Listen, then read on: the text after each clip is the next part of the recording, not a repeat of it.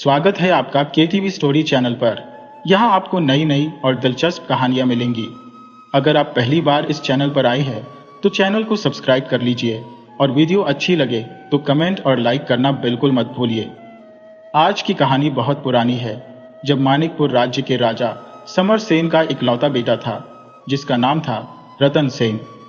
राजा ने अपने बेटे रतन सेन को शिक्षा ग्रहण करने के लिए गुरुकुल में भेज दिया था, जहां पर उसे सभी तरह की शिक्षा दी जाती थी, जिसमें नृत्य, गायन और संगीत शास्त्र भी शामिल थे।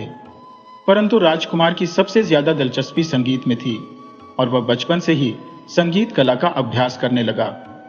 जब तक वह जवान हुआ, वह संगीत की कला में बहुत ही माहिर हो चुका था। जवान होने के बाद भी वह अक्सर अपने गुरु के आश्रम में आया करता था। राजकुमार का संगीत सुनकर उसके गुरु बहुत ही खुश हो जाते थे।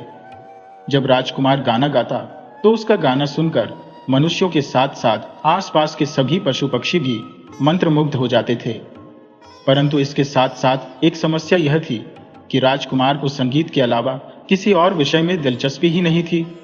गुरुजी की कुटिया में जाने का एक कारण यह भी था कि वह अपने गुरुजी की बेटी संगीता से प्रेम करता था। दोनों ही एक दूसरे को बहुत ही पसंद करते थे। परंतु राजा समर सेन के लिए राजकुमार का संगीत में इतना ज्यादा दिलचस्पी लेना एक चिंता का विषय बना हुआ था। इसीलिए एक दिन राजा ने अपने सैनिकों को आदेश दिया, सैनिकों, जाओ और ऋषि संगीतज्ञों को मेरे सामने पेश करो। वहीं पर मौजूद मंत्री यह सब देख रहा था और वह राजा से बोला, महाराज, क्या बात है? आज आप कुछ परेशान लग रहे हैं। राजा ने कहा, हाँ महामंत्री जी, बात ही चिंता की है। दरअसल मैं अपने राज्य के लिए चिंतित हूं। मेरे बाद इस राज्य का क्या होगा? मंत्री ने कहा, परंतु महाराज, युवराज के होते हुए यह कोई चिंता की बात नहीं हुई। राजा ने कहा, लेकिन मंत्री जी, आप तो जानते ही हैं कि राजकुमार रतन सेन का संगीत में इतना ज्यादा रुझान और राजपाट के कामों में दिलचस्पी न लेना यह बहुत ही चिंता की बात है। तलवार तक पकड़नी नहीं आती उसे, और आप आजकल के हालात तो जानते ही हैं। पड़ोस के राज्यों ने अपनी सैनिक शक्ति कितनी ज्यादा बढ़ा ली है। ऐसी परिस्थिति में क्या राजकुमार संगीत के बल पर अपना राज चला पाएगा? अब मैंने फैसला कर लिया है कि राजकुमार को अब युद्ध कला सीखनी होगी और संगीत कला को छोड़ना होगा। मंत्री बोला, महाराज, इतनी ज्यादा कठोरता ठीक नहीं है, क्योंकि वह आपका इकलौता पुत्र है। राजा ने कहा, यही तो चिंता की बात है मंत्री जी, कि वह हमारा इकलौता पुत्र है। आपको तो पता ही है कि हमने उसे पाने के लिए कितनी मुश्किलें सही हैं। मंत्री बोला, अच्छी तरह से जानता हूं महाराज, राजकुमार को पाने के लिए आपने कितने तीर्थों की यात्रा की, कितने पूजा अनुष्ठान करवाए, गरीबों को खाना खिलाया और कई दान पुण्य किए। इतनी मन्नतों के बाद आपको पुत्र मिला और उस पर आपको महारानी जी की मृत्यु का दुख झेलना पड़ा। महाराज, मेरी राय तो यह है कि सबसे पहले हमें राजकुमार को ऋषि संगीतज्ञ के आश्रम में जाने पर रोक लगा देनी चाहिए। इसके अलावा राजकुमार में हथियारों के प्रति दिलचस्पी पैदा करने के लिए उन्हें शिकार पर भेजे, उन्हें युद्ध कला का प्रशिक्षण दिया जाए और फिर अगर जरूरत पड़े तो उन्हें युद्ध में भी शामिल किया जाए। राजा ने कहा, मंत्री जी, मैं आपकी बात से पूरी तरह से सहमत हूं। इसी दौरान सैनिक ऋषि संगीतज्ञ को बुलाकर राजा के सामने ले आए। ऋषि ने पूछा, राजन, मुझे इस तरह से दरबार में क्यों बुलाया गया है? राजा ने कहा, ऋषिवर, आप तो जानते ही हैं कि रतन मेरा इकलौता बेटा है और इस राज्य का होने वाला उत्तराधिकारी भी है, और इस आयु में आकर भी उसकी रुचि राजपाट के कामों में ना होकर संगीत कला में है। यही मेरी चिंता का कारण है। ऋषि बोले, परंतु राजन, इसमें मैं क्या कर सकता हूं? यह तो उस पर माता सरस्वती की कृपा है। राजा ने कहा, परंतु ऋषिवर, उसके मन में राजपाट के प्रति रुचि पैदा करके आप मेरी समस्या का समाधान कर सकते हैं।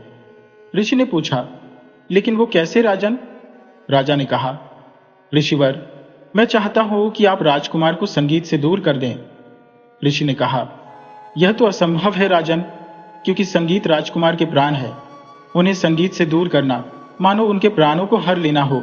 राजा ने कहा, परंतु ऋषिवर, अपने देश की रक्षा करने के लिए हमें इस काम को करना ही होगा, वरना आने वाला वक्त हमें धिक्कारेगा कि हमने अपने राज्य को एक ऐसा राजा दिया जो ठीक से अपने राज्य की रक्षा भी नहीं कर सकता।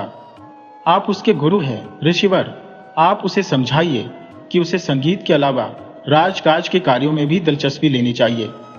हो सके तो आप उसे अपनी कुटिया से दूर रखिए। ऋषि ने कहा, महाराज, मैं अपनी तरफ से पूरी कोशिश करूंगा। अगले दिन जब राजकुमार अपने गुरु की कुटिया में पहुंचा तो गुरुदेव उसे समझाने लगे, युवराज, अब तुम्हें संगीत कला को छोड़कर युद्ध कला का प्रशिक्षण लेना चाहिए। यह सुनकर राजकुमार कहने लगा, नहीं गुरुदेव, आप ऐसा मत कहिए। मैं भला संगीत कैसे छोड़ सकता हूं? संगीत में तो मेरी जान बसती है। गुरुदेव, अगर आप मेरी जान ही मुझसे छीन लेंगे तो मैं जिंदा कैसे रहूंगा? ऋषि बोले, युवराज, आपको अपने राज्य के प्रति कर्तव्य से जो बात भी विमुख करें उसे त्याग देना चाहिए, चाहे वह संगीत ही क्यों ना हो। तुम संगीत की लगन में यह भूल गए कि तुम एक राजकुमार हो और इस राज्य के होने वाले राजा भी हो। राजकुमार रत्नसेन वहां से चला गया और फिर वह अपने गुरु की बेटी संगीता के पास पहुंचा तो वह भी राजकुमार को समझाते हुए कहने लगी, पिताजी बिल्कुल ठीक कहते हैं। तुम्हें संगीत कला को छोड़कर अब युद्ध कला और राजपाट को चलाने की कला सीखनी चाहिए। राजकुमार बोला, मगर संगीता, बिना बात के किसी का खून बहाना मुझे अच्छा नहीं लगता। संगीता ने कहा, राजकुमार, शस्त्र केवल किसी का खून बहाने के लिए ही नहीं बल्कि अपने देश की रक्षा करने के लिए भी उठाने होते हैं। रतन, अब तुम यहां पर तभी आना जब तुम युद्ध कला में पूरे माहिर हो जाओगे। तुम्हें मुझे यह वचन देना होगा। राजकुमार बोला, संगीता, क्या तुम भी यही चाहती हो कि मैं तुमसे दूर रहूं? संगीता ने कहा, नहीं रतन, मैं तो तुम्हें देखे बिना जिंदा भी नहीं रह सकती, लेकिन क्या तुम यह चाहती हो कि आने वाला समय मुझे यह दोष दे कि मैंने माणिकपुर का उत्तराधिकारी छीन लिया? राजकुमार ने कहा, ठीक है संगीता, तो फिर अब मैं तुमसे तभी मिलूंगा जब मैं युद्ध कला में माहिर हो जाऊंगा और अपने राज्य की बागडोर संभालने के लायक हो जाऊंगा। संगीता ने कहा, रतन, मैं उस दिन का इंतजार करूंगी। और इसके बाद राजकुमार रत्नसेन युद्ध कला सीखने में लग गया। कई महीनों की मेहनत के बाद रतनसेन अब शस्त्र चलाने में माहिर हो चुका था। इसी दौरान एक दिन सेनापति ने राजा को यह सूचना दी, महाराज, पड़ोसी राज्य के सैनिक हमारी उत्तर दिशा की सीमा की तरफ बढ़ रहे हैं। उनकी तरफ से हमला होने का खतरा है। राजा ने कहा, क्या? तो सेनापति, आप भी जवाबी हमले की तैयारी कीजिए और हां, राजकुमार भी इस युद्ध में हमारे साथ चलेगा। सेनापति ने कहा, लेकिन महाराज, राजकुमार अभी इतने काबिल नहीं हुए कि उन्हें युद्ध में ले जाया जा सके। राजा ने कहा, सेनापति, युद्ध रोज रोज नहीं होते। मेरी राय में तो यह राज्य का इम्तिहान लेने का समय है। आप युद्ध की तैयारी कीजिए। इसके बाद सेनापति राजकुमार को लेकर युद्ध क्षेत्र में पहुंच गया। दोनों सेनाएं एक दूसरे से भिड़ने लगी। संगीता को जब राजकुमार के युद्ध क्षेत्र में जाने का समाचार मिला तो वह माता सरस्वती से प्रार्थना करने लगी, हे मां, इस युद्ध में राजकुमार की रक्षा करना। इधर राजकुमार दुश्मन की सेना से जूझ रहा था, परंतु अंदर ही अंदर वह युद्ध करने के लिए तैयार नहीं था। उसके मन में यह विचार आ रहे थे, उफ, ये लोग कैसे एक दूसरे को गाजर मूली की तरह काट रहे हैं। दूसरी तरफ आश्रम में बैठी हुई संगीता ने माता सरस्वती की आराधना करने के लिए अपनी वीणा के तार छेड़ दिए। ऋषि का आश्रम युद्ध क्षेत्र से ज्यादा दूर नहीं था, इसीलिए जब संगीता ने अपनी वीणा के तार छेड़े तो वीणा का मधुर संगीत युद्ध भूमि तक भी पहुंच रहा था। एक तो राजकुमार का मन वैसे भी युद्ध क्षेत्र में नहीं लग रहा था, ऊपर से वीणा की इस मधुर ध्वनि ने उसका ध्यान अपनी ओर खींच लिया और युवराज ने युद्ध से अलग होकर अपना घोड़ा वीणा की आ रही आवाज की तरफ मोड़ दिया। यह देखकर सेनापति ने कहा, अरे, ये युवराज कहां चल दिए? युद्ध क्षेत्र में मौजूद राजा ने कहा, मुझे मालूम है कि राजकुमार कहां जा रहा है। सेनापति, तुम युद्ध क्षेत्र को संभालो, मैं अभी राजकुमार को लेकर आता हूं। और राजा ने अपना घोड़ा राजकुमार के पीछे लगा दिया। दूसरी तरफ संगीता, जो कि माता सरस्वती की आराधना करने के लिए वीणा बजा रही थी, उसका ध्यान घोड़े की टाप से भंग हुआ तो उसने सोचा, अरे, कहीं यह राजकुमार रतन सेन तो नहीं? यह सोचकर संगीता द्वार की तरफ गई और उसने दरवाजा अंदर से बंद कर दिया। राजकुमार, जो कि आश्रम के बाहर पहुंच चुका था, उसने बंद दरवाजे पर संगीता को आवाज दी और कहने लगा, संगीता, तुमने दरवाजा क्यों बंद कर दिया और तुमने वीणा बजाना क्यों बंद कर दिया? तुम्हारी वीणा सुनने के लिए ही तो मैं युद्ध भूमि से आया हूं। राजकुमार की बात सुनकर संगीता को गुस्सा आ गया और वह कहने लगी, राजकुमार, आप युद्ध भूमि में वापस चले जाइए, वरना आप मेरा मरा हुआ मुंह देखेंगे। राजकुमार ने कहा, लेकिन संगीता, तुम ऐसा मत करो। इसी दौरान वहां पर गुरुदेव भी आ गए। राजकुमार ने अपने गुरु को प्रणाम करते हुए कहा, प्रणाम गुरुदेव। ऋषि को भी इस बात का क्रोध था और वह गुस्से में आकर कहने लगे, मत कहो मुझे गुरुदेव, तुमने मेरा सिर शर्म से झुका दिया। संगीत का भला ऐसा भी क्या दीवानापन जो आपको आपके बाकी सभी कर्तव्यों से दूर कर दे? चले जाओ यहां से। उसी समय राजा सेन भी वहां पर आ गया और बोला, राजकुमार, इस तरह कायर मत बनो। युद्ध का क्षेत्र ही वीरों की कर्मभूमि है। और फिर राजकुमार अपने पिता के साथ वापस चल दिया। राजा मन ही मन यह सोचने लगा कि जब तक यह दोनों बाप बेटी यहां पर है, राजकुमार का मन किसी काम में लग ही नहीं सकता। इन दोनों का कोई ना कोई इंतजाम तो करना ही पड़ेगा। महाराज और राजकुमार के जाने के बाद वहां पर 2 घुड़सवार आए और फिर उन्होंने कुटिया में आग लगा दी। आग लगाने के बाद दोनों घुड़सवार जंगल में गायब हो गए। कुछ देर के बाद सब कुछ शांत हो गया। अगले दिन एक सैनिक ने राजा को यह खबर दी, महाराज, दुश्मन सेना ने ऋषि संगीतज्ञ की कुटिया को आग लगा दी और सब कुछ तबाह कर दिया। तभी राजकुमार बोला, गुरुदेव और संगीता तो ठीक है ना? सैनिक ने कहा, उनका तो कुछ भी पता नहीं चला युवराज। संगीता के कुछ गहने और शत्रु सेना के हथियार मिले हैं, बाकी सब कुछ जलकर राख हो गया है। युवराज दुखी होते हुए कहने लगा, नहीं नहीं, यह नहीं हो सकता। और संगीता करता हुआ वह महल से निकला और जंगल की तरफ दौड़ गया, जबकि उसके पिता उसे आवाजें देकर रोकते ही रह गए। जब राजकुमार घटनास्थल पर पहुंचा तो वहां का दृश्य देखकर उसके होश उड़ गए। भयंकर गर्जना करते हुए राजकुमार चीखने लगा, हथियारों, मैं तुम्हें जिंदा नहीं छोड़ूंगा। ये कहते हुए वह बेहोश होकर जमीन पर गिर गया। तभी राजकुमार के पीछे पीछे और लोग भी वहां पर पहुंच गए। सेनापति ने राजा से कहा, महाराज, लगता है राजकुमार ये हादसा सह नहीं पाए और बेहोश हो गए हैं। बेहोश राजकुमार को उठाकर महल ले जाया गया।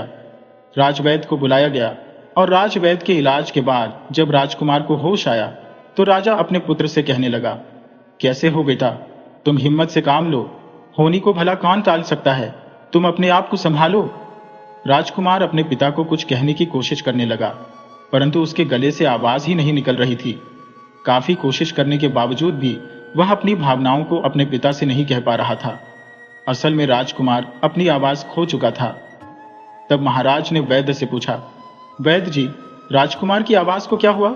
यह कुछ बोलता क्यों नहीं? वैद्य कहने लगा, महाराज, युवराज उस हादसे को सह नहीं पाए और अपनी आवाज खो बैठे। ये सुनकर राजा को एक धक्का सा लगा और वह बोला, हे भगवान, ये क्या अनर्थ हो गया?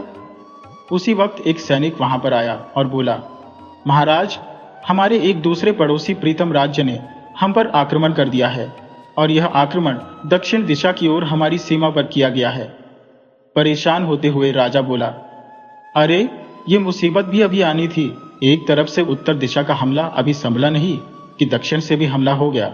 अपने 2 दुश्मनों से हम कैसे निपटेंगे? इसके बाद राजा ने दक्षिण में होने वाले हमले का सामना किया और जबकि सेनापति उत्तर दिशा से होने वाले हमले का सामना कर रहा था। राजा युद्ध भूमि में अपने दुश्मनों पर कहर बनकर टूट पड़ा, लेकिन अपने बेटे के गूंगे हो जाने का गम और राज्य की सीमाओं पर बढ़ते हुए हमलों के कारण राजा का ध्यान अब बढ़ चुका था। युद्ध करते हुए भी महाराज का ध्यान रह रहकर अपने बेटे की तरफ जा रहा था। ऐसे ही एक पल में एक भाला हवा में तैरता हुआ आया और राजा की पीठ में जा घुसा। यह देखते हुए वहां पर मौजूद महामंत्री ने राजा को उठाया और जख्मी राजा को अपने साथ लेकर वह युद्ध से दूर एक सुरक्षित स्थान पर जा पहुंचा। उसने जख्मी राजा को जमीन पर लिटा दिया। तब राजा ने कहा, महामंत्री जी, इससे पहले कि मेरी जान निकल जाए, मैं एक राज आपको बताना चाहता हूं। महामंत्री ने कहा, कहिए महाराज। राजा ने कहा, राजकुमार की आवाज चले जाने की वजह मैं हूं। मेरे ही कारण मेरे बेटे की आज यह हालत हुई है। मैंने ही ऋषि संगीतज्ञ की कुटिया में आग लगवाई थी। मंत्री ने पूछा, लेकिन क्यों महाराज, आपने ऐसा क्यों किया? राजा ने कहा, मंत्री जी, कल जब युवराज युद्ध भूमि को छोड़कर वीणा की आवाज सुनते हुए जब ऋषि के आश्रम में जा पहुंचा था, तो इस बात से मेरे मन में बहुत ही क्रोध उत्पन्न हो गया था। मैंने सोचा कि यह दोनों पिता और पुत्री मेरे बेटे की इस हालत के जिम्मेदार है, और मैंने गुस्से में आकर उनकी कुटिया में आग लगवा दी और मैंने उन दोनों को चंदन वन के घने जंगलों में रहने के लिए मजबूर कर दिया। मंत्री बोला, महाराज, इसका मतलब वे दोनों जिंदा है और चंदन वन में है। राजा ने कहा, हाँ मंत्री जी, लेकिन आप मुझे वचन दीजिए कि यह राज अभी आप अपने दिल में ही रखेंगे और सही समय आने पर राजकुमार को बताएंगे, क्योंकि इस समय यही हमारे राज्य के हित में है। मंत्री जी, मुझे वचन दीजिए। मंत्री ने कहा, ठीक है महाराज, मैं आपको वचन देता हूं कि मैं इस बात को रहस्य ही रखूंगा और सही समय आने पर मैं राजकुमार को इसके बारे में बताऊंगा। इसके बाद राजा के प्राण निकल गए। सारा राज्य इस शोक में डूब गया। राजा की चिता को राजकुमार ने अग्नि दी। अभी महाराज की चिता ठंडी भी नहीं हुई थी कि तभी एक सैनिक एक और समाचार लेकर आ गया। वह मंत्री से कहने लगा, महामंत्री जी, दुश्मन देश की सेना ने एक बार फिर से आक्रमण कर दिया है। मंत्री घबरा गया और कहने लगा, इस समय अब क्या होगा? हमारी सेनाओं का नेतृत्व अब कौन करेगा? वहीं पर खड़ा हुआ राजकुमार, जिसके मुंह से अब शब्द नहीं निकलते थे, लेकिन उसने जोरदार चीख मारी। उसकी यह चीख इस बात का संकेत थी कि वह दुश्मनों के साथ भिड़ने को तैयार है। उसके पिता की मौत ने उसके अंदर बहुत ज्यादा क्रोध भर दिया था। राजकुमार अपनी सेना को लेकर रणक्षेत्र की ओर बढ़ गया। उसने रणक्षेत्र में जाते ही भयंकर मारकाट मचा दी। यह देखते हुए राजकुमार की सेना में भी अब उत्साह भर आया था। राजकुमार के युद्ध कौशल और उसके सैनिकों का यह उत्साह देखकर दुश्मन देश की सेना वहां से भाग निकली, और उधर दूसरी तरफ से हमला कर रहे राजा ने जब पहले राजा की हार देखी तो उसने भी अपनी सेनाएं वापस बुला ली। इस तरह से मानिकपुर में अब पूरी तरह से शांति हो चुकी थी। राज्य की प्रजा में खुशी की लहर दौड़ गई। सभी लोग यह कह रहे थे कि यह सब राजकुमार के कारण ही हुआ है। ये सब उनकी वीरता का ही नतीजा है। जब राजकुमार रणक्षेत्र में अपनी जीत हासिल करने के बाद अपने नगर वापस आया तो राज्य की सारी प्रजा ढोल नगाड़ों से उसका स्वागत करने लगी, मगर युवराज अंदर ही अंदर कुछ और ही सोच रहा था। ढोल नगाड़ों की आवाज सुनकर वह सोचने लगा कि जिस संगीत के कारण मेरा सब कुछ लुट गया, उसे मैं अपने राज्य में अब बजने नहीं दूंगा। इसके बाद पूरे राज्य में एक घोषणा की गई, सुनो सुनो नगरवासियों, हमारे नए राजा के इस लिखित आदेश के अनुसार हमारे राज्य में किसी भी तरह के संगीत और नृत्य के कार्यक्रम पर प्रतिबंध लगाया जाता है। राजा का आदेश है कि हमारे राज्य का कोई भी आदमी इस आदेश का उल्लंघन न करे। अब राजकुमार रत्नसेन ने अपने राज्य का राजपाट संभाल लिया था और वह इसके लिए अब अपने आदेश लिखित में देता था। उसे अपने मंत्रियों और अपने बाकी साथियों के साथ जो भी बात करनी होती वह एक कागज में लिखकर उन्हें दे देता। परंतु इस सारी घटना के बाद राजकुमार के स्वभाव में अब काफी परिवर्तन आ चुका था। उसके दिमाग में हमेशा एक ही शब्द गूंजता रहता, बदला बदला, अपने पिता की मौत का बदला। और फिर राजकुमार ने एक लिखित आदेश अपने मंत्री को दिया। वह आदेश पढ़ने के बाद मंत्री ने दरबार में कहा, हमारे दरबार के सभी दरबारियों को राजा का यह आदेश है कि जब हमारा कठिन समय चल रहा था तो पड़ोस के राज्यों ने हम पर हमला किया, जिसमें हमारे महाराज की मृत्यु हो गई, और अब समय आ गया है जब हम अपने महाराज की मृत्यु का बदला उनसे लेंगे। सेनापति ने कहा, राजकुमार, हम बदला जरूर लेंगे। तब मंत्री ने अगला आदेश दिया, सेनापति जी, आपके लिए आदेश यह है कि आप सेना में नए सैनिकों की भर्ती करें। अगले 2 महीने तक उन्हें प्रशिक्षण दिया जाए और फिर ठीक 2 महीने के बाद हम बदला लेने के लिए आक्रमण करेंगे। सेनापति ने कहा, महाराज की जो आज्ञा, मैं आज से ही अपने काम में लग जाता हूं। इसके बाद बड़ी संख्या में सैनिकों को सेना में भर्ती किया गया और फिर दिन रात उनके प्रशिक्षण का काम शुरू हो गया। ठीक 2 महीने के बाद पड़ोसी राज्य मलुकगढ़ पर हमला कर दिया गया। घमासान युद्ध हुआ और फिर रतन सेन की अगुवाई में मलुकगढ़ को जीत लिया गया। वहां के राजा को बंदी बनाकर कारागार में डाल दिया गया। मलुक से बदला लेने के बाद राजकुमार ने बाकी के दुश्मन राज्यों पर भी हमला कर दिया और फिर उन्हें भी जीतकर अपने राज्य में मिला लिया। परंतु इस दौरान राजकुमार के स्वभाव में बहुत ज्यादा परिवर्तन आ चुका था। अब राजकुमार पहले वाला नरम दिल राजकुमार नहीं, बल्कि एक क्रूर राजकुमार बन चुका था। उसके मन में बस यही विचार आते कि मेरा जीवन तबाह करने वालों, मैं सबको खून के आंसू रुलाऊंगा। अपने दुश्मनों से बदला लेने के बाद भी रतन सेन चुप नहीं बैठा। उसकी युद्ध की प्यास अब थम नहीं रही थी। उसके अंदर अब एक क्रूर आदमी नजर आने लगा था। एक दिन एक सैनिक राजकुमार के पास आकर बोला, महाराज, खजानगढ़ के राजा ने हमारा वह आदेश मानने से इनकार कर दिया जिसमें यह कहा गया है कि उसके राज्य में संगीत और नृत्य को प्रतिबंधित कर दिया जाएगा। राजकुमार ने लिखित आदेश दिया।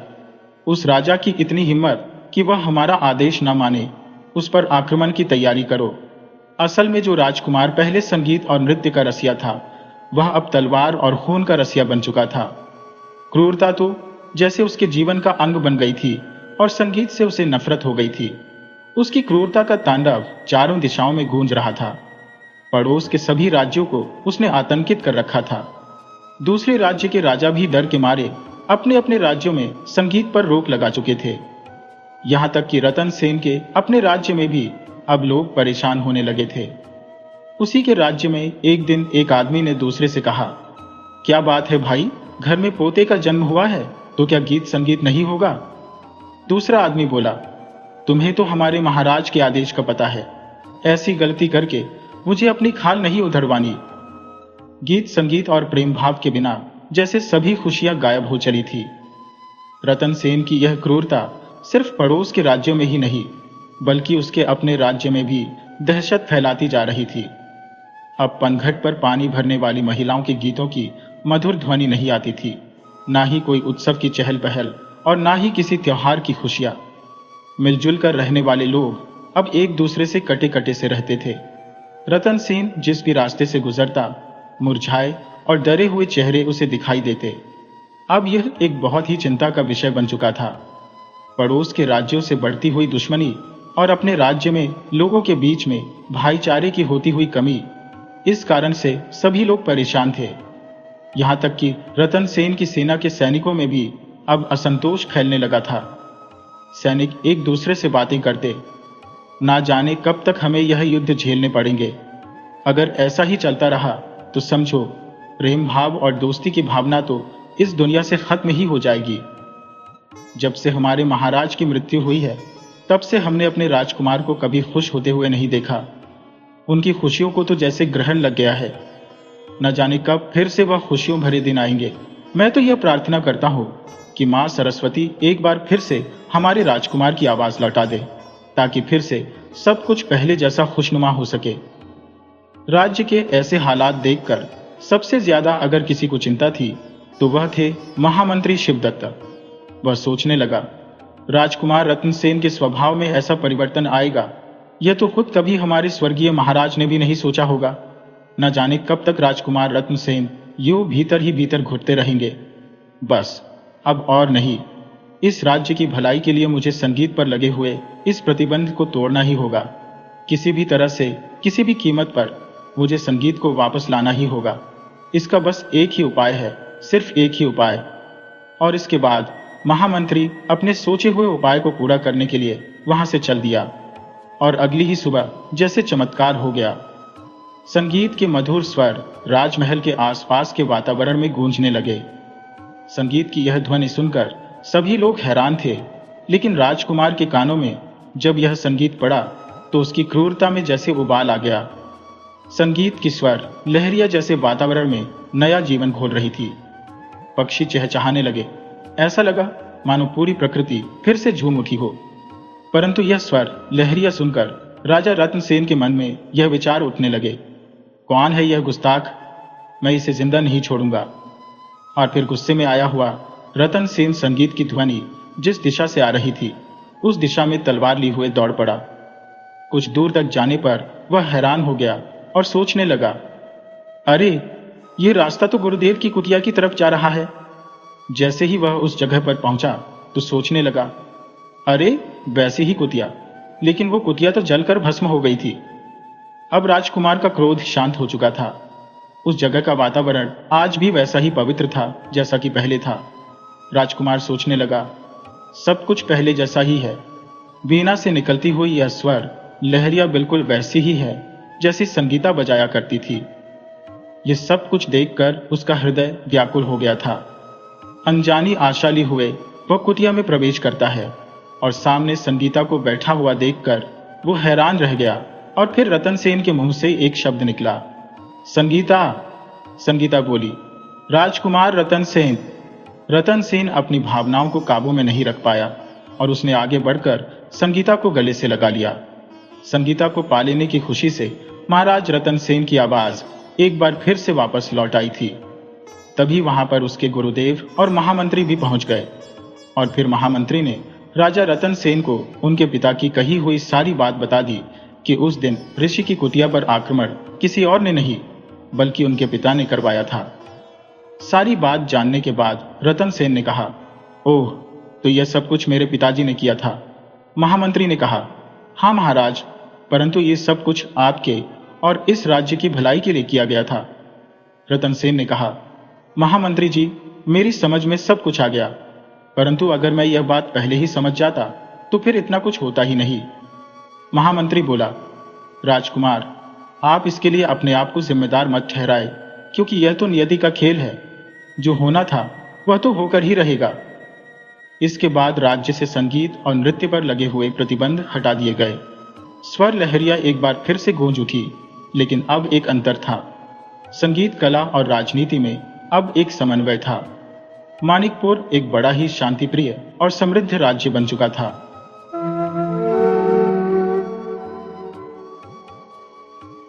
बुद्धिमान बुढ़िया की कहानी। अगर आपको हमारी यह कहानी पसंद आए तो कृपया वीडियो को लाइक करके चैनल को सब्सक्राइब करें और बेल आइकन को जरूर दबाएं। तो चलिए दोस्तों, कहानी की तरफ बढ़ते हैं। गांव से थोड़ी ही दूरी पर एक छोटे से कस्बे में एक बुजुर्ग महिला रहती थी। सब उसे बुद्धिमान बुढ़िया के नाम से जानते थे। उसका असली नाम शायद ही किसी को याद हो, पर उसकी चतुराई और होशियारी के किस्से दूर दूर तक मशहूर थे। उसकी झोपड़ी गांव के किनारे एक पुराने पीपल के पेड़ के नीचे थी। दिन भर वह अपने छोटे से खेत में काम करती और रात को अपने घर में दिया जलाकर रामायण पढ़ती। जब भी गांव के लोग किसी मुसीबत में होते, वे उसके पास ही सलाह लेने आते। एक दिन गांव के सेठ भगवान दास के घर चोरी हो गई। उनके घर का सारा कीमती सामान और सोने चांदी के गहने गायब थे। यह सुनकर पूरा गांव हैरान था। कोई समझ नहीं पा रहा था कि इतनी कड़ी सुरक्षा के बावजूद चोरी कैसे हो गई। सेठ भगवान दास ने गांव के सभी समझदार लोगों को बुलाया, पर कोई हल नहीं निकला। तब किसी ने सुझाव दिया कि बुद्धिमान बुढ़िया से राय ली जाए। बुढ़िया सेठ भगवान दास के घर गई और हर कोने को ध्यान से देखा। उसने देखा कि खिड़की के पास कुछ मिट्टी गिरी हुई थी, जैसे कोई बाहर से कूदकर अंदर आया हो। वह सोच में पड़ गई और सेठ से पूछा, क्या कोई ऐसा शख्स था जिसे तुम्हारे घर के बारे में अच्छी जानकारी हो? सेठ ने सिर हिलाया और कहा, मेरे नौकरों और रिश्तेदारों को ही सबसे ज्यादा पता था। बुढ़िया ने पूरे गांव में एक अजीब ऐलान किया, कल सुबह गांव के कुएं पर एक चमत्कार होगा। जो भी चोर होगा वो खुद ही सामने आ जाएगा। ये सुनकर अगले दिन पूरा गांव कुएं के पास जमा हो गया। बुढ़िया ने सबको कहा, जो भी बेगुनाह है वह बिना डरे कुएं में झांक सकता है, लेकिन चोर अगर झांकेगा तो उसे पानी में अपने अपराध की तस्वीर दिखेगी। गांव के सभी लोगों ने एक एक करके कुएं में झांका, पर एक आदमी, रामलाल, बहुत डरा हुआ लग रहा था। जब उसकी बारी आई तो वह भागने लगा। बुढ़िया ने तुरंत इशारा किया और गांव वालों ने उसे पकड़ लिया। जब उसे सख्ती से पूछा गया तो उसने कबूल कर लिया कि चोरी उसी ने की थी। इस घटना के बाद बुढ़िया की समझदारी की और भी तारीफ होने लगी, पर उसकी होशियारी से कुछ लोग जलने भी लगे। गांव के ठाकुर साहब को यह अच्छा नहीं लगा कि एक साधारण बुजुर्ग महिला इतनी मशहूर हो जाए। उन्होंने उसे बदनाम करने की साजिश रची।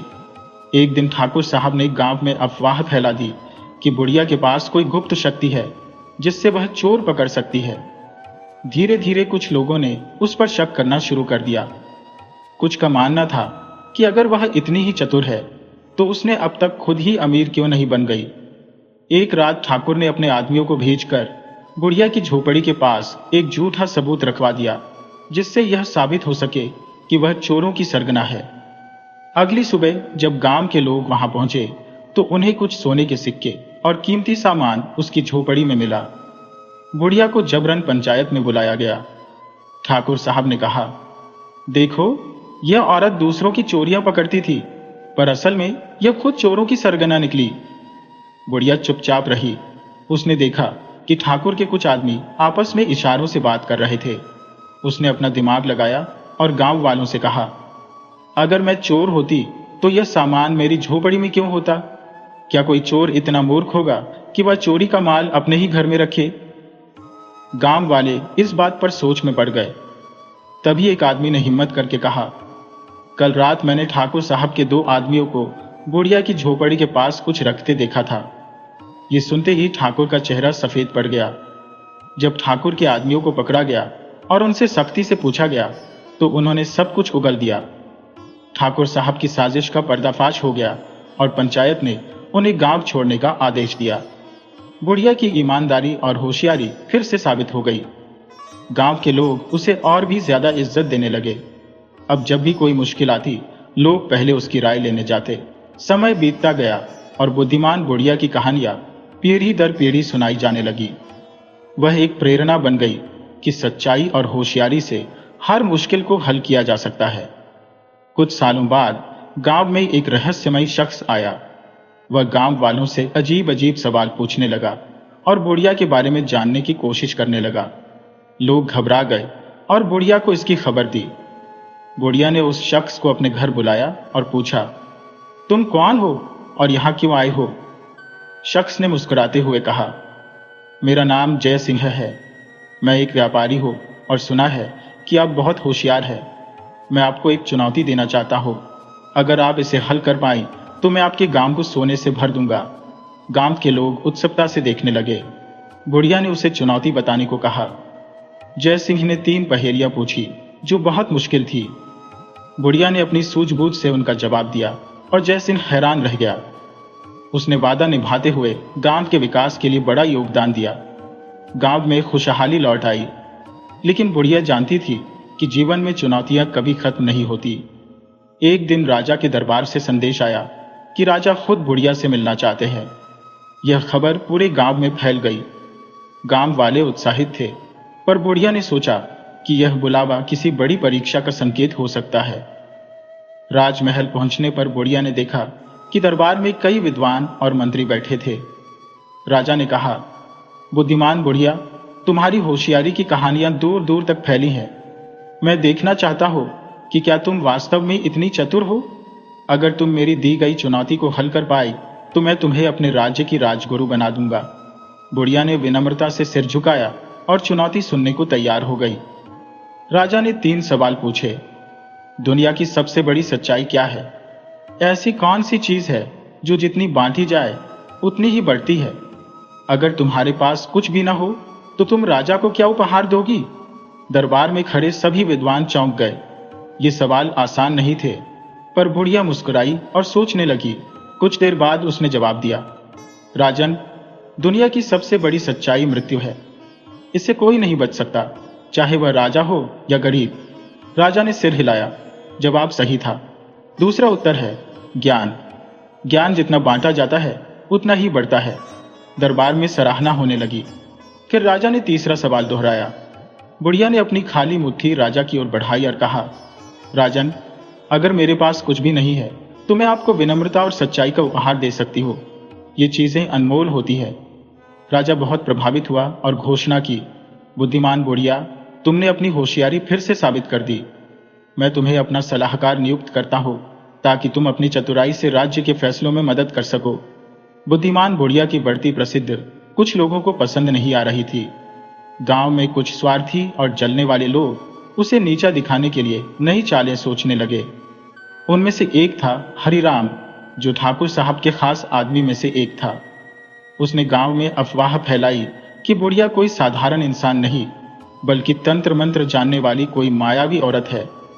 धीरे धीरे गांव में यह अंधविश्वास फैलने लगा कि बुढ़िया की चतुराई के पीछे कोई गुप्त शक्ति है। कुछ भोले भाले लोग इस झूठी बात पर विश्वास करने लगे, जबकि कई लोग अभी भी उस पर भरोसा करते थे। लेकिन हरिराम और उसके साथियों ने बुढ़िया को फंसाने की ठान ली थी। एक दिन गांव के एक बड़े किसान राम स्वरूप की भैंस अचानक बीमार पड़ गई और मर गई। हरिराम और उसके साथियों ने तुरंत अफवाह फैला दी कि यह बुढ़िया की श्राप की वजह से हुआ है। अगर यह सचमुच अच्छी औरत होती तो इसकी झोपड़ी के आसपास हर कोई सुरक्षित रहता, पर देखो, इसकी नजर जिस पर भी पड़ती है उसका बुरा हो जाता है। हरिराम ने पंचायत में कहा, हमें इस औरत को गांव से निकाल देना चाहिए। कुछ लोग इस पर यकीन करने लगे, जबकि कुछ ने विरोध किया, लेकिन हरिराम ने चालाकी से लोगों को उकसाया और पंचायत में प्रस्ताव रखा कि बुढ़िया को इस आरोप से खुद को बेगुनाह साबित करना होगा। गांव में हड़कंप मच गया। क्या बुढ़िया इस साजिश से खुद को बचा पाएगी? क्या गांव के लोग उसकी होशियारी को भूलकर अंधविश्वास का शिकार हो जाएंगे? बुढ़िया पर लगे झूठे आरोपों के कारण गांव में अशांति फैल गई। जो लोग पहले उसकी बुद्धिमानी की तारीफ करते थे, वे भी अब संदेह करने लगे। पंचायत ने तय किया कि बुढ़िया को अपनी बेगुनाही साबित करने के लिए एक परीक्षा से गुजरना होगा। हरिराम ने पंचायत को सुझाव दिया, अगर बुढ़िया सच में बेगुनाह है तो उसे आग के अंगारों पर चलकर दिखाना होगा। अगर वह सही सलामत बच गई तो हम मानेंगे कि वह निष्पाप है। गांव के कई लोगों ने इसका विरोध किया, पर अंधविश्वास से घिरे लोग हरिराम की बातों में आ गए। बुढ़िया ने गहरी सांस ली और मुस्कुराते हुए कहा, अगर यही न्याय का तरीका है तो मैं तैयार हूं, लेकिन मैं भी एक शर्त रखती हूं। बुढ़िया ने पंचायत की ओर देखते हुए कहा, इस परीक्षा से पहले मैं एक और परीक्षा लेना चाहती हूं। यदि मैं बेगुनाह हो तो सच्चाई सामने आनी चाहिए। इसलिए इस परीक्षा में सबसे पहले वह व्यक्ति चलेगा जिसने यह झूठा आरोप लगाया है। हरिराम और उसके साथी हक्के बक्के रह गए। गांव के लोगों ने उसकी बात पर सहमति जताई। हरिराम बुरी तरह फंस चुका था। वह खुद कभी आग के अंगारों पर नहीं चल सकता था। हरिराम और उसके साथी घबरा गए। गांव के कुछ समझदार लोगों ने दबाव डालना शुरू किया, अगर तुम्हें यकीन है कि बुढ़िया दोषी है तो पहले तुम खुद परीक्षा दो। डर के मारे हरिराम ने सच उगल दिया, हमने ही बुढ़िया को फंसाने के लिए यह साजिश रची थी। हमें यह पसंद नहीं था कि पूरा गांव उसकी इज्जत करे और उसकी बात माने। गांव वालों को अपनी गलती का एहसास हुआ। उन्होंने बुढ़िया से माफी मांगी। पंचायत ने हरिराम और उसके साथियों को कड़ी सजा दी और उन्हें गांव से निकाल दिया। हरिराम और उसके साथियों के गांव से निकलने के बाद कुछ समय तक शांति रही, पर समय के साथ नए लोग गांव में आए और कुछ लोग फिर से बुढ़िया की होशियारी से ईर्ष्या करने लगे। गांव के एक लालची व्यापारी रघुनाथ को बुढ़िया की प्रसिद्धि सहन नहीं हो रही थी। वह सोचता था, अगर गांव वाले इस बुढ़िया की जगह मेरी बात माने तो मैं आसानी से सबको ठग सकता हूं। रघुनाथ ने एक नया षड्यंत्र रचा। उसने गांव में अफवाह फैला दी कि बुढ़िया के पास कोई जादुई शक्ति है और वह गांव पर संकट ला सकती है। धीरे धीरे कुछ भोले भाले लोग उसकी बातों में आ गए। रघुनाथ ने एक रात गांव के मंदिर में चोरी करवा दी और अगले दिन पंचायत में जाकर चिल्लाने लगा, यह बुढ़िया ही चोर है, इसकी वजह से ही गांव में यह अनहोनी हुई है। गांव में हलचल मच गई। कुछ लोग डर गए और बोले, अगर यह सच में जादूगरनी हुई तो यह हमें श्राप भी दे सकती है। लेकिन बुढ़िया मुस्कुराई और बोली, अगर मैं चोर हूं तो चोरी का माल भी मेरे पास ही होना चाहिए। पहले यह बताओ कि मंदिर की चोरी का असली गवाह कौन है। गांव के लोगों ने इधर उधर देखा, पर कोई गवाह नहीं था। बुढ़िया ने कहा, सच को छिपाया नहीं जा सकता, मैं एक उपाय बताती हूँ।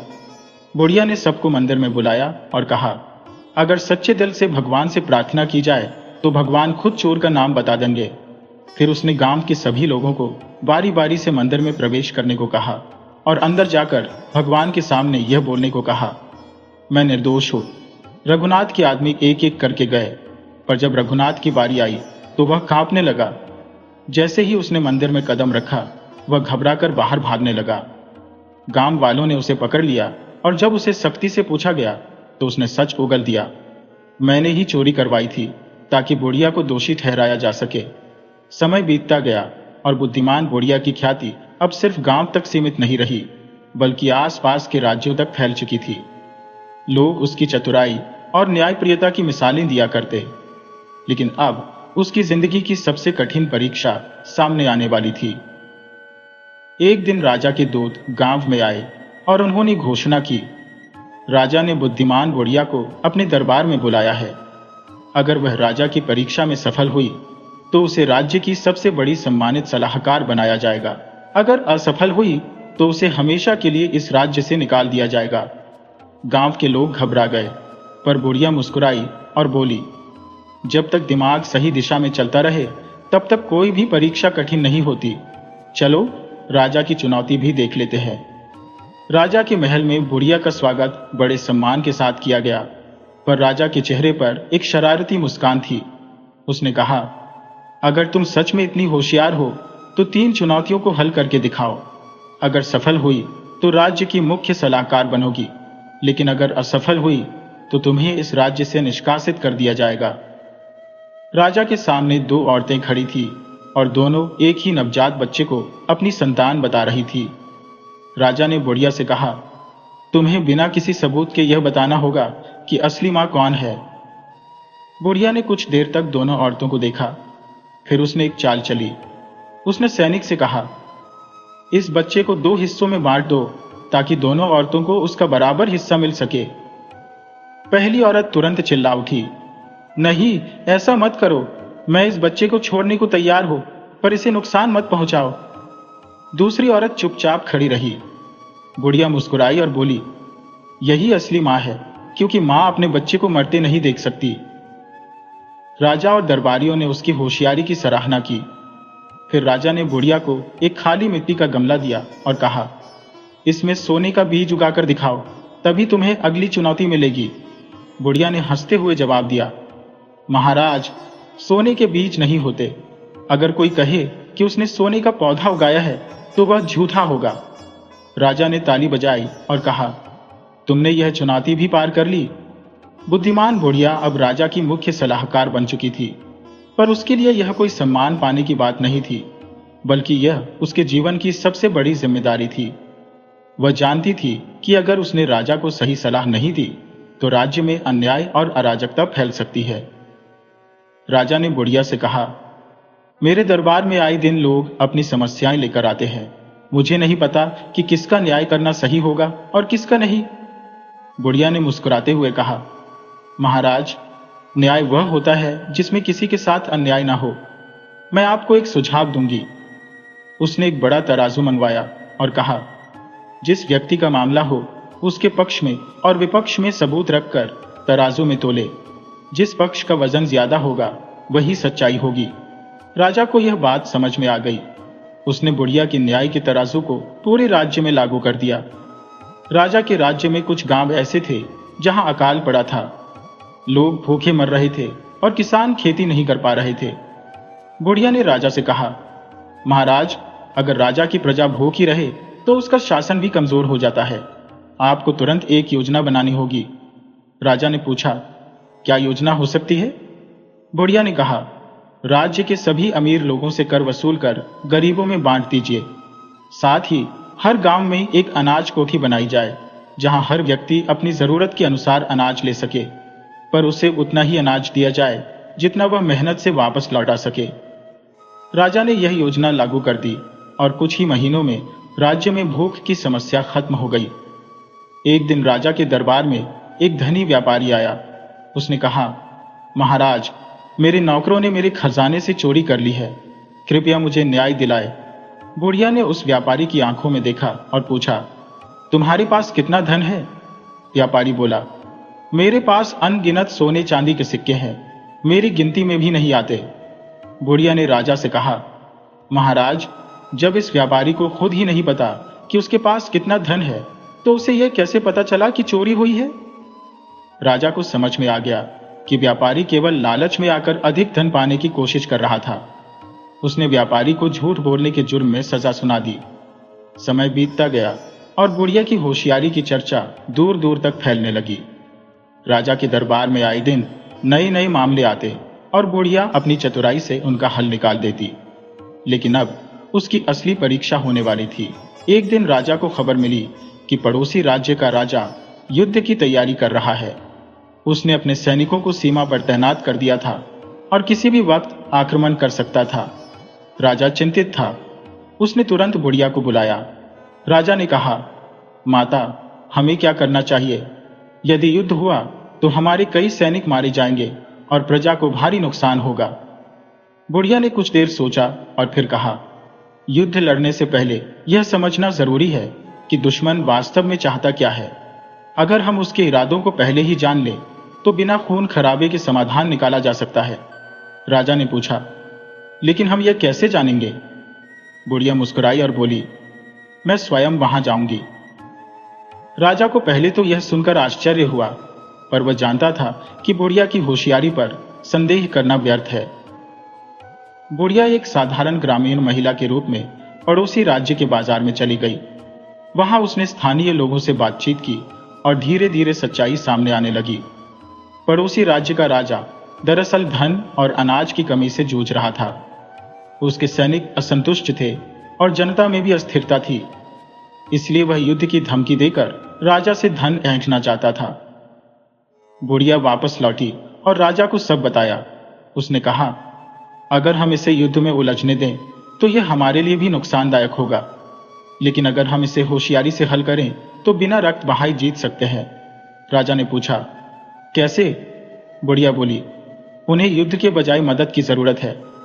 हम उन्हें कुछ अनाज और व्यापारिक मदद की पेशकश करेंगे, पर एक शर्त पर कि वे हमारी संधि को स्वीकार करें और हमारे मित्र बने। राजा को यह सुझाव पसंद आया। उसने पड़ोसी राजा को संदेश भेजा और सहायता की पेशकश की।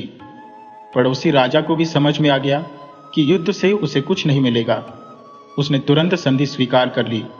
इस तरह बिना तलवार उठाए ही युद्ध टल गया और दोनों राज्यों के बीच मित्रता हो गई।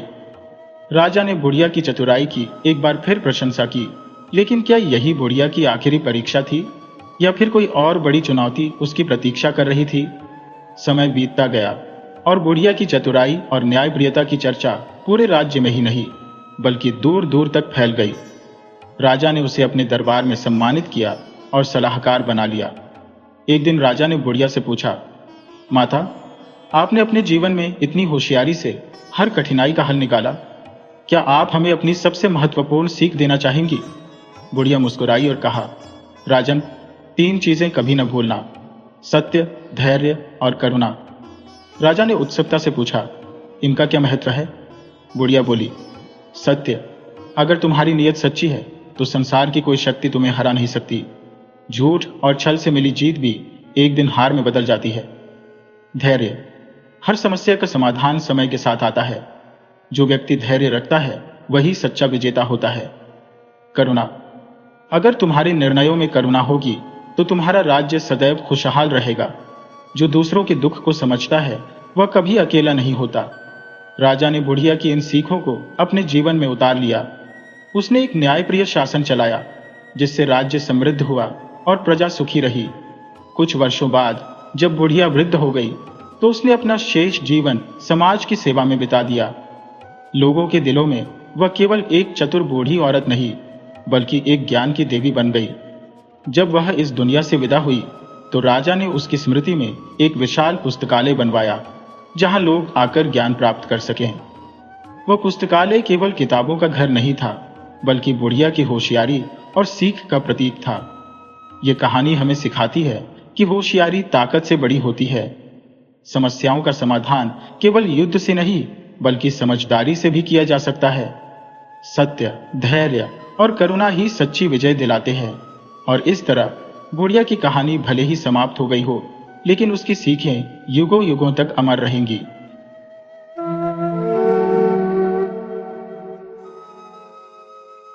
चतुर पंडिताइन की कहानी। अगर आपको हमारी यह कहानी पसंद आए तो कृपया वीडियो को लाइक करके चैनल को सब्सक्राइब करें और बेल आइकन को जरूर दबाएं।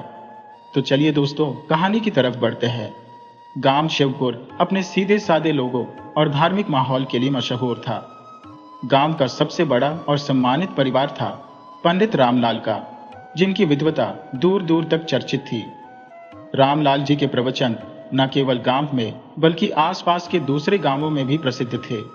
लेकिन जितनी चर्चा पंडित जी की थी उससे कहीं ज्यादा चर्चा उनकी नई बहू सावित्री की होने लगी थी। सावित्री जब पहली बार अपने मायके से पंडित परिवार में आई तो देखने वालों की आंखें ठहर गईं। न कोई भारी गहने, न कोई दिखावा, बस माथे पर बड़ा सा लाल बिंदी, आंखों में गहराई और चेहरे पर एक ऐसी आभा जैसे देवी का आशीर्वाद खुद साथ लेकर आई हो। पहले ही दिन जब गांव की कुछ बुजुर्ग महिलाएं उसे देखने आई तो सोचा था कि शहर की बहू होगी, कामकाज में अनाड़ी निकलेगी। पर पहली ही बातचीत में सावित्री ने सबका मन मोह लिया। किसी ने पूछा, बहू, रसोई में सबसे पहले किसका भोग लगाओगी? तो बिना रुके बोली, पहला भोग अन्नदाता का, दूसरा कुलदेवता का, तीसरा गुरुदेव का और चौथा पति परमेश्वर का, उसके बाद पूरा परिवार। इतने सटीक उत्तर की उम्मीद किसी को नहीं थी।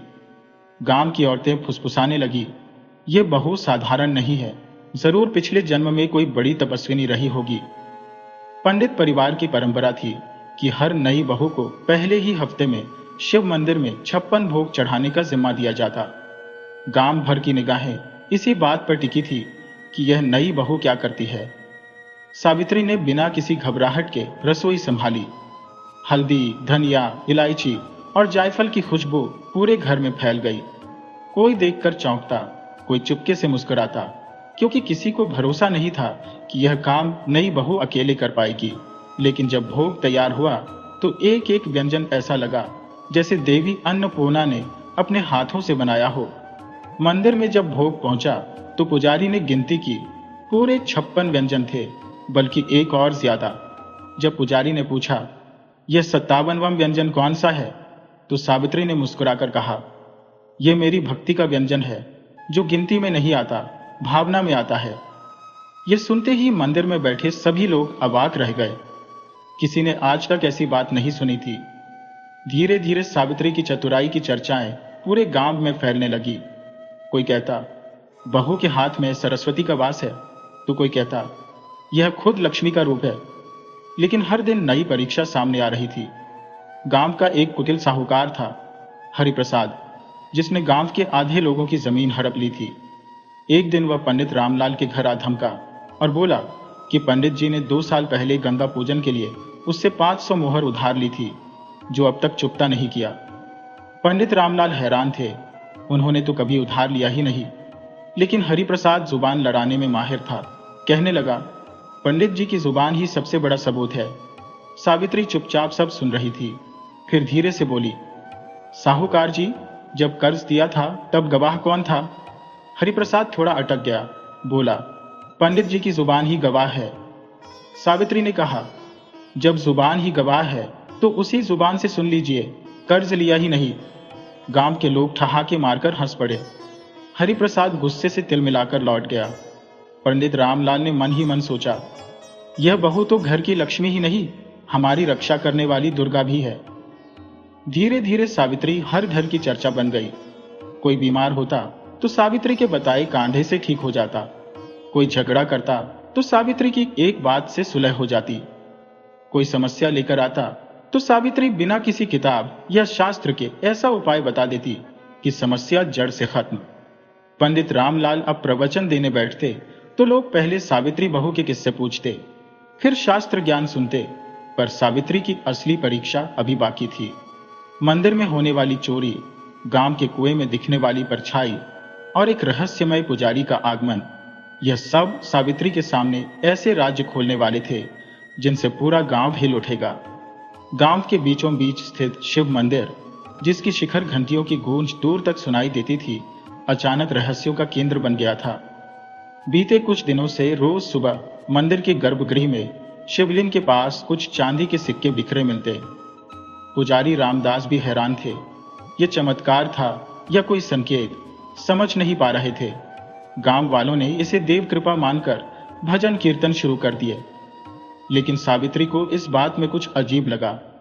उसने चुपचाप मंदिर के कोने में बैठकर हर आने जाने वाले पर नजर रखनी शुरू की। एक रात जब पूरा गांव सो रहा था, सावित्री चुपचाप मंदिर के पीछे की तरफ गई। हल्की चांदनी में उसने देखा, मंदिर की पिछली दीवार के पास एक साया सरसराते हुए भीतर दाखिल हुआ। सावित्री ने बिना आहट किए उसका पीछा किया। गर्भगृह में पहुंचकर उस साये ने एक पोटली निकाली और शिवलिंग के पास चांदी के कुछ और सिक्के रख दिए। सावित्री ने तुरंत हिम्मत दिखाते हुए दीपक की लौ बढ़ाई। रोशनी में साया साफ नजर आया, वही नया पुजारी जो कुछ दिन पहले ही गांव में आया था। पुजारी घबरा गया, पर सावित्री के चेहरे पर कोई डर नहीं था। उसने शांत स्वर में पूछा, कौन हो तुम और यह सब क्यों कर रहे हो? पुजारी कुछ देर चुप रहा, फिर भारी आवाज में बोला, मैं साधु हूं, लेकिन पापी भी हूं। वर्षों पहले मैंने एक मंदिर से धन चुराया था, तभी से मेरा मन अशांत है।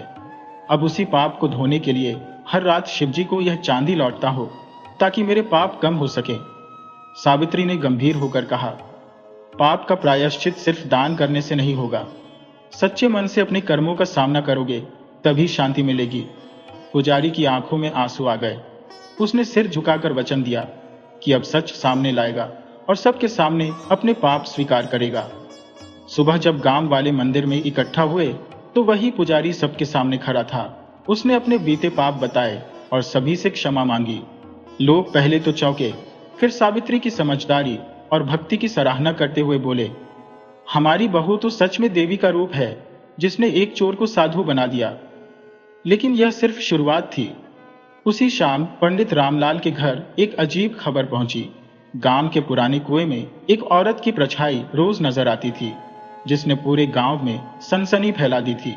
कोई कहता वह आत्मा है, तो कोई कहता वह किसी मरे हुए इंसान की छाया है। डर के मारे लोग कुएं की तरफ जाने से भी कतराने लगे। सावित्री ने इस रहस्य को भी सुलझाने का निश्चय किया। अगली रात सावित्री अकेली उस कुएं के पास पहुंची। पूरा गांव दूर से देख रहा था, सांसें थमी हुई थी। सावित्री ने कुएं के किनारे दीप जलाया, फिर आंखें बंद कर बैठ गई। मंत्रों का जाप शुरू किया। धीरे धीरे कुएं के पानी में हलचल हुई और पानी में एक चेहरा उभरा। वह चेहरा किसी आत्मा का नहीं था, बल्कि गांव की ही एक गरीब महिला कमला का था, जो महीनों पहले लापता हो गई थी। सावित्री ने जैसे ही मंत्र रोककर कहा, कमला बहन, तुम यहां क्या कर रही हो? पानी में चेहरा डूबने लगा। सावित्री ने तुरंत बाल्टी में पानी खींचा और उसमें वही चेहरा साफ दिखाई दिया। सावित्री समझ गई कि यह आत्मा नहीं, बल्कि कमला का दुख भरा इतिहास है, जो इस कुएं के पानी में कैद हो गया है।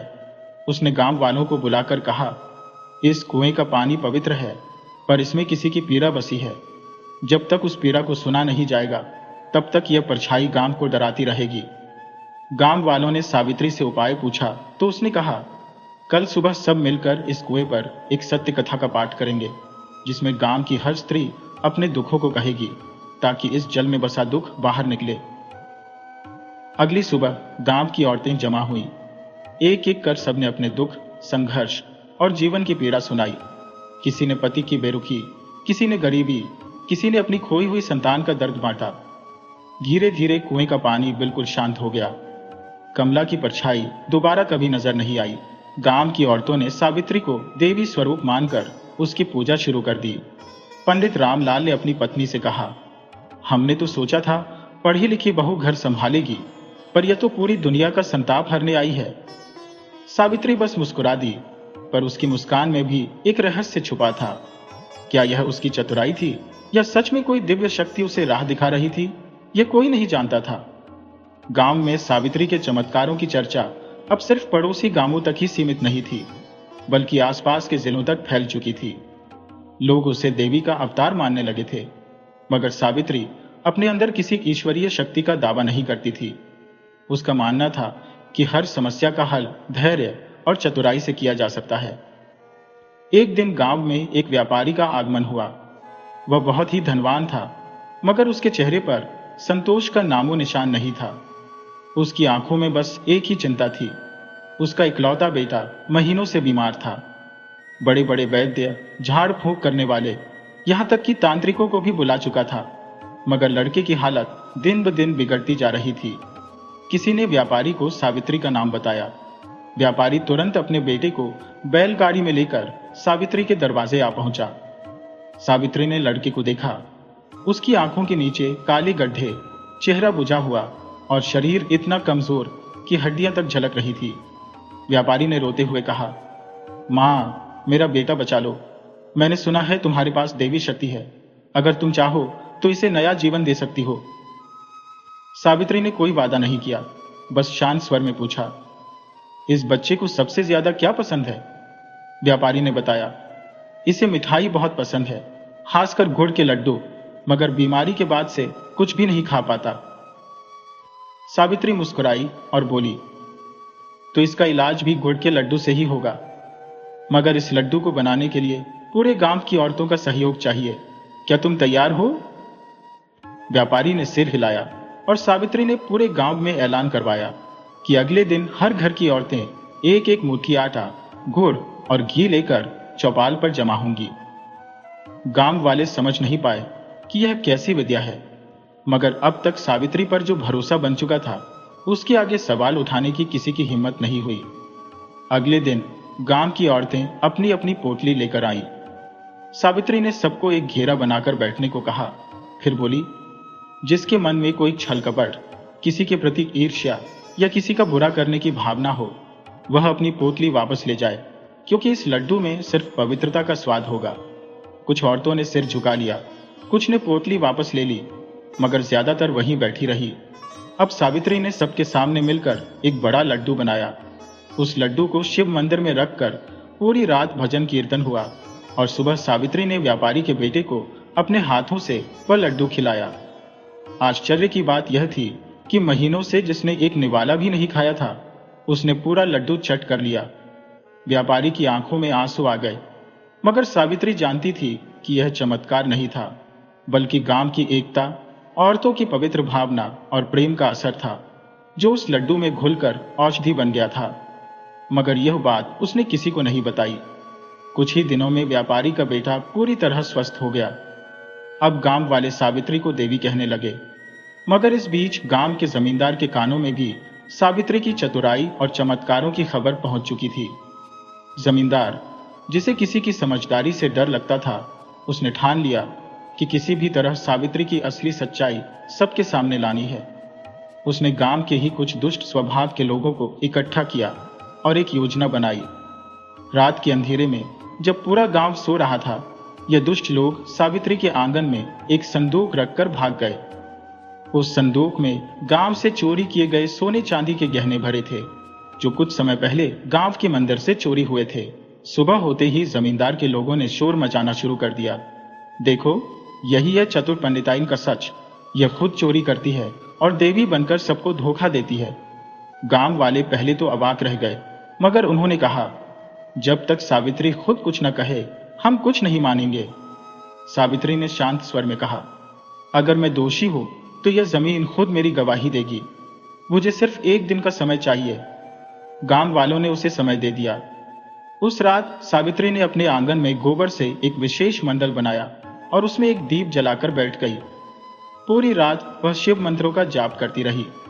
सुबह होते ही जब गांव वाले इकट्ठा हुए तो उन्होंने देखा कि जिस संदूक को सबूत माना जा रहा था, उसमें रखे सारे गहने गल चुके थे और उनकी जगह राख पड़ी थी। सावित्री ने कहा, सच सोने की तरह होता है, जिसे आग में डालो तो और चमकता है, मगर झूठ राख में बदल जाता है। गांव वाले समझ गए कि यह जमींदार की साजिश थी। जमींदार का चेहरा उतर गया और वह शर्मिंदा होकर गांव छोड़कर चला गया। सावित्री ने न किसी से बदला लिया, न किसी को सजा दिलाई। उसने बस मुस्कुराकर कहा, जब नियत साफ हो तो पूरा ब्रह्मांड आपकी रक्षा करता है। गांव की औरतें सावित्री के पैरों में गिर पड़ी और पंडित रामलाल ने गर्व से कहा, सच में मेरी पत्नी सिर्फ मेरी अर्धांगिनी नहीं, पूरे गांव की मां है। गांव में जमींदार की साजिश के उजागर होने के बाद सावित्री की प्रतिष्ठा और भी बढ़ गई थी। लोग अब उसे केवल पंडिताई नहीं, बल्कि गांव की चतुर्माता कहकर बुलाने लगे थे। सावित्री ने कभी इस सम्मान का अभिमान नहीं किया, बल्कि हर आने वाले को सादगी से बैठाकर उसकी समस्या सुनती और अपनी सहज बुद्धि से हल देती। धीरे धीरे सावित्री की समझदारी, धैर्य और चतुराई पूरे इलाके की मिसाल बन गई। एक दिन गांव के बाहर से डुबकी बजाते हुए 4 अजीबोगरीब आदमी पहुंचे। उनके कपड़े रंग बिरंगे थे, आंखों में शरारत चमक रही थी और चेहरे पर मुस्कान ऐसी थी जैसे कोई बड़ा तमाशा दिखाने वाले हो। उन्होंने गांव की चौपाल पर खड़े होकर ऐलान किया, हम 4 भाई दूर देश से आए हैं। हर गांव में एक चुनौती रखते हैं। अगर गांव का सबसे चतुर व्यक्ति हमारी चुनौती पार कर गया तो हम उसे इनाम में सोने का सिंहासन देंगे, मगर अगर हार गया तो पूरे गांव को हमारी गुलामी करनी होगी। गांव वाले सख्ते में आ गए। ऐसी चुनौती पहले कभी नहीं सुनी थी। हर कोई एक दूसरे का मुंह देखने लगा। आखिर किसमें इतनी समझ थी जो इन चालाक आदमियों का सामना कर सके। तभी किसी ने कहा, हमारी चतुर पंडिताइन को बुलाओ, वही इनका मुकाबला कर सकती है। सावित्री को बुलाया गया। उसने इन चारों को देखा और मुस्कुराते हुए कहा, चुनौती मंजूर है, मगर शर्त मेरी होगी। पहले मैं तुम्हें एक छोटी सी पहेली दूंगी। अगर उसका जवाब दे सके तो मैं तुम्हारी चुनौती मानूंगी, वरना तुम चारों को गांव छोड़कर जाना होगा। चारों भाई एक दूसरे की ओर देखने लगे। उन्हें विश्वास था कि किसी गांव की महिला उनकी चालाकी का सामना नहीं कर सकती। उन्होंने सहमति में सिर हिलाया। सावित्री ने पूछा, मेरे आंगन में एक पेड़ है जिसमें न पत्ते हैं, न फूल, न फल, फिर भी वह रोज बड़ा होता है। बताओ वह कौन सा पेड़ है? चारों भाई सोच में पड़ गए। उन्हें समझ ही नहीं आया कि ऐसा कौन सा पेड़ है। एक ने कहा, सूखा पेड़ होगा। दूसरे ने कहा, कोई आंत्र पेड़ होगा। मगर सावित्री सिर्फ मुस्कुराती रही। आधा दिन बीत गया, मगर चारों कोई सही जवाब नहीं दे सके। शाम होते ही सावित्री ने गांव वालों के सामने जवाब दिया, वो पेड़ है अनुभव का पेड़।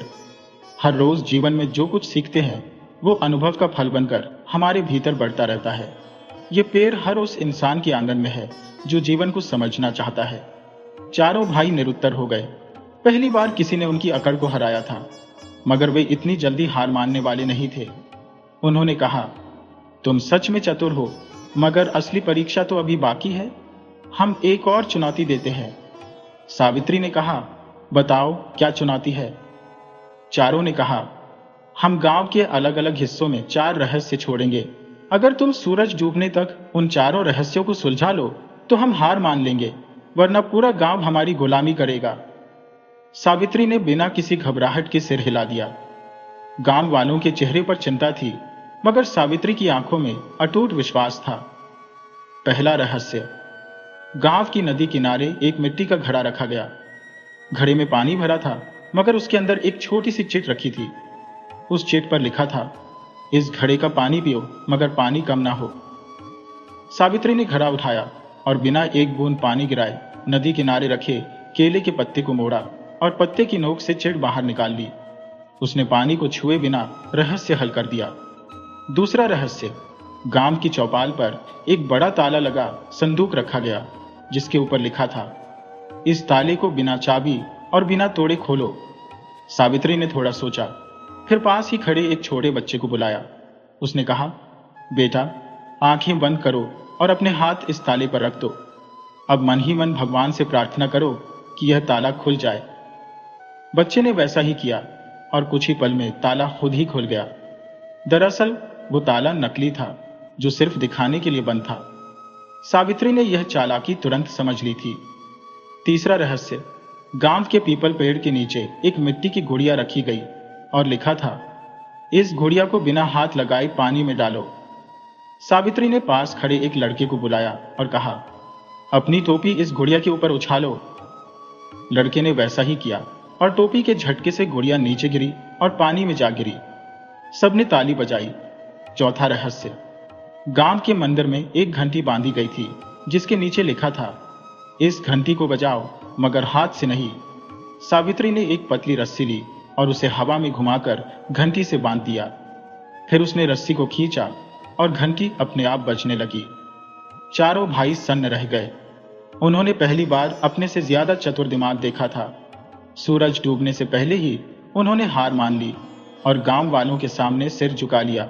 सावित्री ने उन्हें डांटा नहीं, बल्कि कहा, चालाकी से बड़ा है सच्चाई का ज्ञान। अगर अपनी चतुराई का इस्तेमाल लोगों की भलाई के लिए करोगे तो तुम्हारी बुद्धि का असली सम्मान होगा। चारों भाई शर्मिंदा होकर गांव छोड़कर चले गए और सावित्री का नाम दूर दूर तक प्रसिद्ध हो गया। चारों धूर्त भाइयों की हार के बाद सावित्री की ख्याति सिर्फ उनके गांव तक सीमित नहीं रही, बल्कि आसपास के गांवों में भी उसकी चतुराई के किस्से मशहूर हो गए। अब तो दूर दूर से लोग अपनी मुश्किलें लेकर सावित्री के पास आने लगे। कोई कानूनी झगड़े सुलझाने आता तो कोई जमीन जायदाद के बंटवारे का हल पूछता। सावित्री की चतुराई ऐसी थी कि हर मसले का हल इतनी सादगी से निकालती जैसे वो समस्या कभी थी ही नहीं। एक दिन सावित्री अपने आंगन में बैठी तुलसी पर जल चढ़ा रही थी कि अचानक गांव का मुखिया हांफता हुआ आ पहुंचा। पंडिताइन, जल्दी चलो, गांव में राजा के सिपाही आए हैं, बड़ी विपदा आई है। सावित्री ने माथे पर पल्लू डाला और मुखिया के साथ गांव की चौपाल पर जा पहुंची। वहां राजा के 3 खास सिपाही खड़े थे और उनके पीछे गांव के कई लोग सहमे खड़े थे। सिपाही ने ऐलान किया, राजा ने फरमान भेजा है, हमारे राजमहल की सबसे कीमती सोने की मूर्ति चोरी हो गई है। खबर मिली है कि चोर इसी गांव में छुपा है। अगर आज शाम तक चोर नहीं पकड़ा गया तो पूरा गांव दंडित होगा। गांव में सन्नाटा छा गया। लोग एक दूसरे का मुंह देखने लगे। किसी को कुछ समझ नहीं आ रहा था, आखिर कौन चोर हो सकता है। सावित्री कुछ पल तक खामोश रही, फिर धीरे से मुस्कुराई और सिपाही से कहा, मुझे एक मौका दीजिए, मैं आज ही शाम तक चोर का पता लगा दूंगी, बिना किसी को नुकसान पहुंचाए। सिपाही हंस पड़े, तू एक औरत, वो भी गांव की, राजमहल का चोर पकड़ेगी? चल ठीक है, शाम तक का वक्त है, मगर अगर चोर नहीं मिला तो पूरे गांव को सजा दी जाएगी। सावित्री ने गांव वालों को इकट्ठा किया और कहा, अब ध्यान से सुनो, मैं एक पूजा करवाने जा रही हूं, जिसमें गांव के हर आदमी, औरत, बच्चे, बूढ़े को आना होगा। जो नहीं आएगा वही चोर होगा। गांव वाले चौंक गए, मगर पंडिताइन की चतुराई पर भरोसा था, इसलिए सब तैयार हो गए। शाम ढलते ही सावित्री ने गांव के बीचों बीच बड़ा सा चौबारा सजवाया। एक मिट्टी का बड़ा घड़ा रखा, जिसके चारों तरफ हल्दी चंदन का लेप था।